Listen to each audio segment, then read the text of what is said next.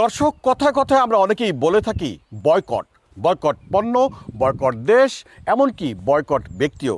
কোথা থেকে এলো এই বয়কট আজ আপনাদেরকে জানাবো তার আদ্যপাদ্য। এই বয়কটের সাথে রয়েছে আয়ারল্যান্ডের এক মর্মস্পর্শী ইতিহাস। আমি যেখানটিতে দাঁড়িয়ে রয়েছি এটি হলো লগমাস্ক কাউন্টি মেয়র একটি জায়গা। এখানে মূলত 1880 সালের দিকে তৎকালীন ব্রিটিশ এক সেনা কর্মকর্তা যার নাম চার্লস কানিংহাম বয়কট, উনি প্রজাদের কাছ থেকে এখানে খাজনা আদায় করতে, এটি ছিল মূলত তার কাজ। খাজনা আদায় করতে গিয়ে উনি অত্যাচারীর ভূমিকায় চলে আসেন, অনেকের সাথে রক্তক্ষয়ী সংঘর্ষে জড়িয়ে যান এবং ঘর বাড়ি থেকে অনেককে বিতাড়িত করেন। খাজনা না দেওয়ার জন্য 11 জন কৃষককে তিনি বাড়ি থেকে বিতাড়িত করার সিদ্ধান্ত নেয়। এতে করে স্থানীয় এখানে যে বাসিন্দারা রয়েছেন সেই বাসিন্দারা চার্লস কানিংহাম বয়কটের বিরুদ্ধে সবাই প্রতিবাদে নেমে পড়েন এবং সবাই মিলে সিদ্ধান্ত নেয় চার্লস কানিংহাম বয়কটের সাথে কেউ যেন কোনো ধরনের কথা না বলে, তার পক্ষে কেউ যেন কোনো কাজ না করেন।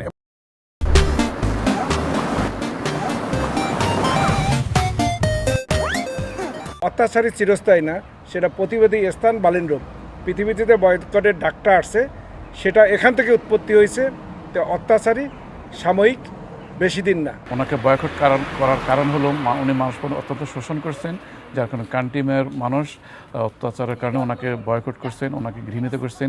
এই সমস্ত ব্যক্তিরা কখনো ইতিহাসের পাতা থাকেন না, মানুষের ঘৃণার চোখে সবাইকে দেখেন এবং যারা ঘৃণিত তারা কখনো ইতিহাসের কোনো অংশ তাদেরকে কেউ স্মরণ করে না।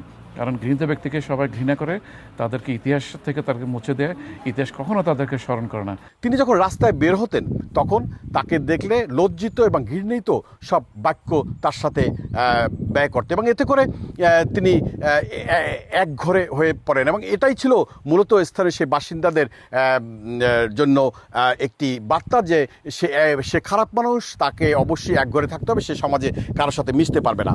তো এতে করে এমনকি তার যে পত্রবাহক ছিল সেই পত্রবাহককেও হুমকি দেওয়া হয় যে কোনো ধরনের পত্র যেন তাকে না দেওয়া হয়, এবং সেই পত্রবাহকও তার কাছে কোনো ধরনের পত্র দিত না।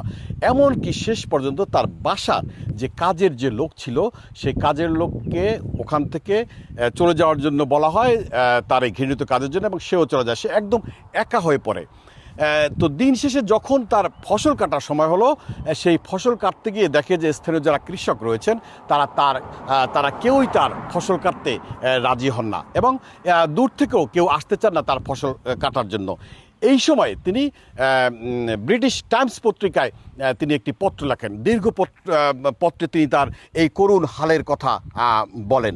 এর পরিপ্রেক্ষিতে তখন ব্রিটিশ সরকার এই লগমাস্কে, আমি যেখানটিতে দাঁড়িয়ে রয়েছি এই এরিয়াটিতে উনি ব্রিটিশ সরকার 1000 কৃষক পাঠান এই ফসল কাটার জন্য। সেই সময়ের হিসেবে যেখানে 500 পাউন্ড লাগতো মাত্র সেই ফসল কাটতে, সেই 1000 লোক আনার জন্য 10,000 পাউন্ড ব্যয় হয়। এতে করে উনি মানসিকভাবে আরও বিপর্যস্ত হয়ে পড়েন এবং উনি শেষ পর্যন্ত পত্র লেখেন যে এখানের স্থানীয় বাসিন্দারা তার সাথে যে আচরণ করতেছেন তাতে করে তার শঙ্কা তাকে এখানের বাসিন্দা তাকে মেরে ফেলতে পারেন। এরই পরিপ্রেক্ষিতে পরবর্তী সময় উনি 1880 সালে আয়ারল্যান্ডের এই লগমাস্ক থেকে কাউন্টি মেয়র থেকে চলে যান। পরিশেষে আমরা এটাই বলতে পারি যে পৃথিবীতে যতই অত্যাচারী মানুষ হোক না কেন, সেই অত্যাচারীর শেষ পরিণতিটা কখনোই ভালো হয় না। চার্লস কানিংহাম বয়কট যে নিদর্শন রেখে গেলেন, এটি পৃথিবী যতদিন থাকবে ততদিন এই বয়কটের কথাটি মানুষ মনে রাখবে। পাশাপাশি এই আয়ারল্যান্ডের এখানে যারা প্রতিবাদী মানুষ ছিল সেই প্রতিবাদের কথাও তারা স্মরণ রাখবে। আয়ারল্যান্ডের কাউন্টি মেয়র লগমাস্ক থেকে সৈয়দ জুয়েল, সময় সংবাদ।